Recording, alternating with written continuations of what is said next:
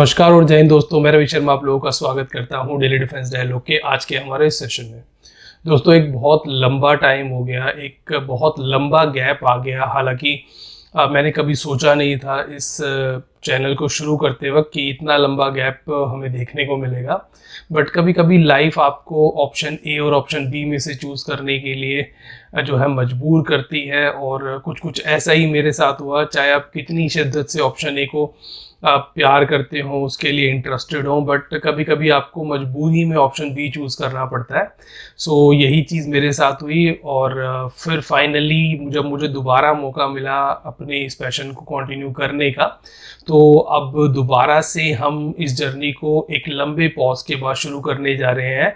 और ऐसी आशा करते हैं, होप करते हैं कि आने वाले टाइम में इसमें इस तरह का कोई भी गैप ना आए और ये जो कारवां है वो लगातार चलता जाए। इसके लिए मुझे आप लोगों के सपोर्ट और आपके आशीर्वाद की यहाँ पे बहुत ज़्यादा ज़रूरत है। तो दोस्तों, आज के हमारे इस सेशन में हम उस वेपन के बारे में बात करेंगे जिसने आज से लगभग ठीक 1 साल पहले पाकिस्तान को घुटनों पर ला दिया था। ऑपरेशन सिंदूर में जिन 2-3 वेपन्स ने पाकिस्तान के ऊपर कहर बरपाया था, उनमें से एक वेपन था हमारी अचूक मिसाइल ब्रह्मोस। ब्रह्मोस की कैपेबिलिटी के बारे में तो आप सभी जानते हैं। वो एक ऐसा हथियार है जिसने पूरी दुनिया में इस समय जिसके बारे में बातें हो रही हैं, भारत के सामने बहुत सारे देश इस हथियार को लेने के लिए अपने प्रपोजल्स भेज रहे हैं, इसमें इंटरेस्टेड है। हमने फिलीपींस को ये मिसाइल ऑलरेडी एक्सपोर्ट की है। इसका एंटी शिप वेरिएंट फिलीपींस ने भारत से लिया है, और वियतनाम और इंडोनेशिया भी इस मिसाइल में बहुत ज़्यादा इंटरेस्टेड है, और भारत के साथ उनकी बातचीत चल रही है जो कि काफ़ी एडवांस स्टेजेस में पहुंच भी चुकी है। इसके अलावा कुछ मिडल ईस्ट की कंट्रीज़ हैं। तो कुल मिलाकर के 15 से ज़्यादा ऐसे देश हैं जो कि इस हथियार में इंटरेस्टेड हैं और भारत से इसको खरीदना चाहते हैं। तो आप कह सकते हैं कि ये जो वेपन है वो भारत का काफ़ी ज़्यादा हॉट सेलिंग आइटम है। तो भारत इसके एडवांस वेरिएंट्स पर भी साथ ही साथ काम कर रहा है, जैसे कि ब्रह्मोस एनजी, जो कि एक स्केल डाउन वेरिएंट है जिसको आप एयरक्राफ्ट से लॉन्च कर सकते हो। तो एक एयर लॉन्च वेरिएंट है जिसके ऊपर भारत काम कर रहा है, और बहुत जल्द ही भारतीय सेना और वायुसेना के अंदर इस मिसाइल को इंडक्ट कर लिया जाएगा। सुखोई के ऊपर इसके ट्रायल्स चल भी रहे हैं, और भारत आने वाले दिनों में इस मिसाइल को यानी कि ब्रह्मोस एनजी को उन सभी देशों को सेल करने की कोशिश करेगा जिनके पास सुखोई है। तो ये भी एक अनदर हॉट सेलिंग आइटम होगा आने वाले दिनों में। इसके अलावा ब्रह्मोस का 800 किलोमीटर का जो एक्सटेंडेड रेंज है उसको भी भारत यहाँ पर बनाने की लगातार कोशिश कर रहा है, और 2026 तक वो भारत की फोर्स में इंडक्ट हो भी जाएगी। तो भारत ब्रह्मोस को लेकर के बहुत ज़्यादा पॉजिटिवली वर्क कर रहा है, और साथ ही साथ जो ब्रह्मोस कॉरपोरेशन है वो यहाँ पर ब्रह्मोस 2 के ऊपर भी काम कर रही थी।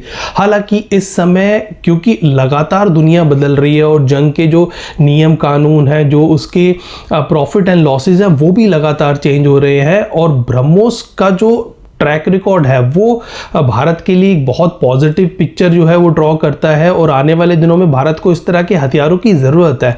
बट फिर भी ब्रह्मोस 2 को लेकर के भारत बहुत ज़्यादा इंटरेस्टेड नहीं है, इसीलिए ब्रह्मोस कॉरपोरेशन ने इस मिसाइल के ऊपर फोकस अभी कुछ हद तक के लिए रोक दिया है। तो आप कह सकते हो कि ब्रह्मोस 2 जो कि भारतीय सेना के लिए अनदर वेरी इंपॉर्टेंट मिसाइल हो सकती थी, जो कि एक हाइपरसोनिक क्रूज मिसाइल है। और ध्यान दीजिए कि हाइपरसोनिक क्रूज मिसाइल्स दुनिया में बहुत कम है। यूक्रेन में रशिया हाइपरसोनिक क्रूज मिसाइल्स का इस्तेमाल कर रहा है, जिसमें 3M22 जिरकॉन मिसाइल का नाम आता है। तो ये एक बहुत इंपॉर्टेंट मिसाइल है, और एक्चुअल में यही वो मिसाइल है जो कि ब्रह्मोस कॉरपोरेशन भारत में ब्रह्मोस 2 के नाम से बनाना चाहता था।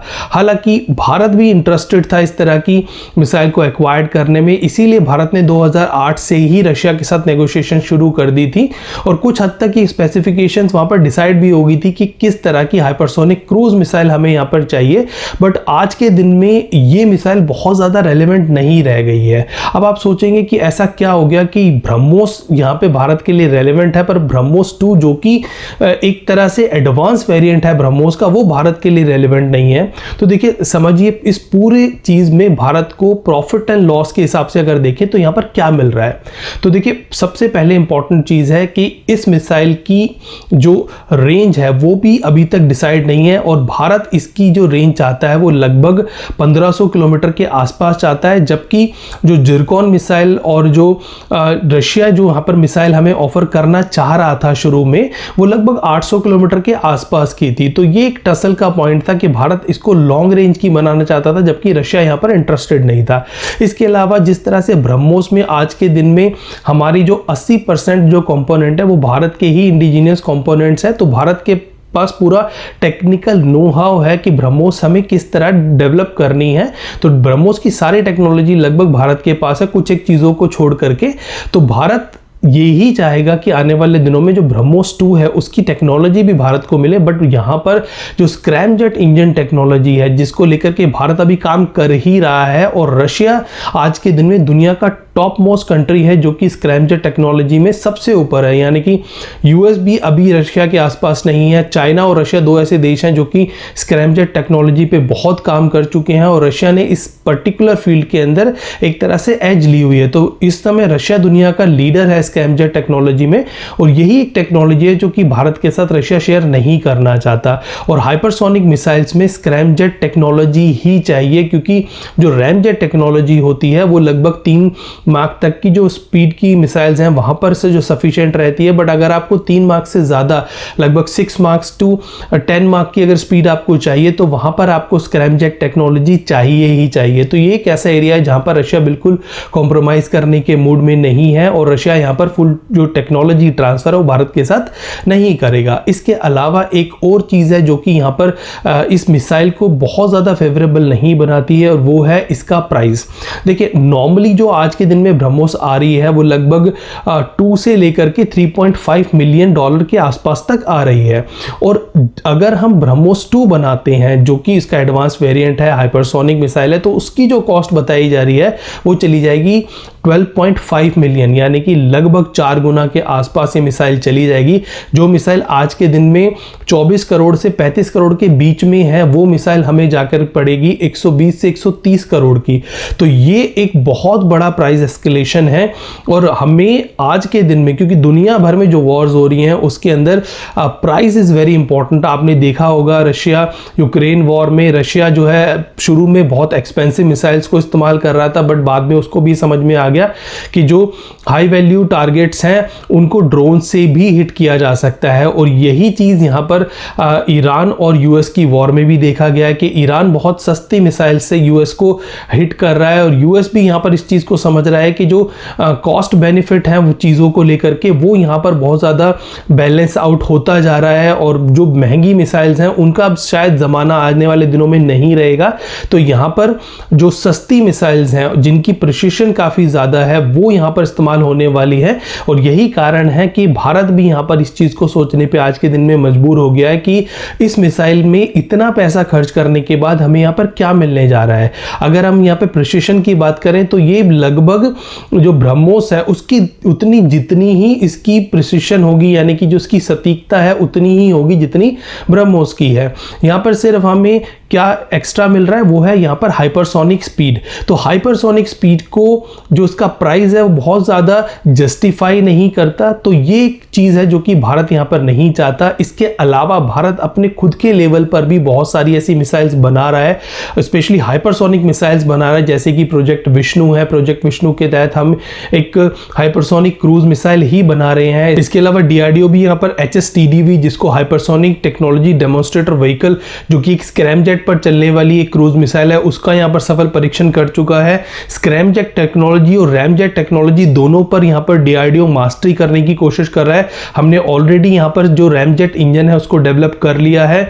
जो इंजन आज ब्रह्मोस के अंदर यूज हो रहा है, यानी कि जो रैमजेट इंजन हम ब्रह्मोस के अंदर यूज कर रहे हैं, वही इंजन हम आकाश के अंदर भी यूज कर रहे हैं। और आने वाले दिनों में भारत एक अपना खुद का, यानी कि जो अभी ब्रह्मोस के अंदर यूज हो रहा है इंजन, वो तो हमने रशिया के साथ मिलकर के बनाया है, तो यहाँ पर भारत अपना खुद का भी locally developed ramjet engine develop कर रहा है। साथ में स्क्रैमजेट इंजन के जो 1000 सेकेंड्स का यहाँ पर एक टेस्ट हुआ था, वो भी यहाँ पर सक्सेसफुल टेस्ट हुआ था, यानी कि 1000 सेकेंड्स तक हमने स्क्रैमजेट टेक्नोलॉजी को एक्टिवली कूल्ड सिस्टम के अंदर यहाँ पर टेस्ट कर लिया है। तो कुल मिलाकर के आप कह सकते हो कि भारत अपने खुद के लेवल पर DRDO यहाँ पर काफ़ी सारे ऐसे प्रोजेक्ट चलाए हुए हैं जहाँ पर रैमजेट और स्क्रैमजेट इंजन बनाए जा रहे हैं। इसके अलावा भारत यहाँ पर ड्यूल मोड इंजन भी बना रहा है, यानी कि एक ऐसा इंजन जो कि वक्त आने पर रैमजेट और स्क्रैमजेट दोनों जो मोड हैं उसके अंदर चले। तो जैसे गाड़ियों के अंदर होता है कि एक ऑटोमेटिक है और एक सेमी ऑटोमेटिक है, तो इस तरह से DRDO यहाँ पर कुछ एक ऐसा सिस्टम डेवलप करने की कोशिश कर रहा है जहाँ पर मिसाइल के अंदर वक्त आने पर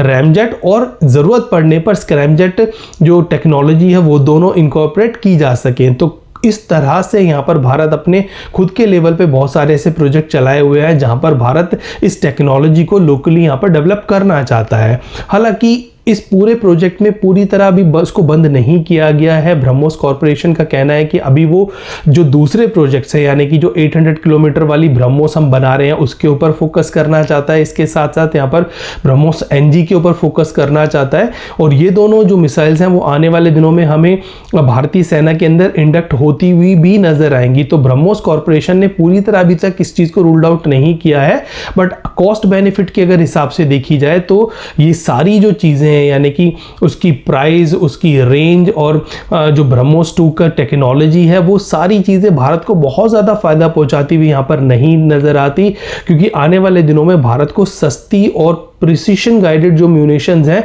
उनके ऊपर फोकस करना पड़ेगा, चाहे वो ड्रोन है या फिर कोई सस्ती मिसाइल है। तो इस तरह भारत आने वाले दिनों में खुद अपने लेवल पर इस तरह की हाइपरसोनिक मिसाइल्स को डेवलप कर सकता है। और यही कारण है कि इस समय भारत ने बहुत ज़्यादा इस प्रोजेक्ट में इंटरेस्ट नहीं दिखाया और कहीं ना कहीं इस प्रोजेक्ट को भी ठंडे बस्ते में भारत डालता हुआ नजर आ रहा है।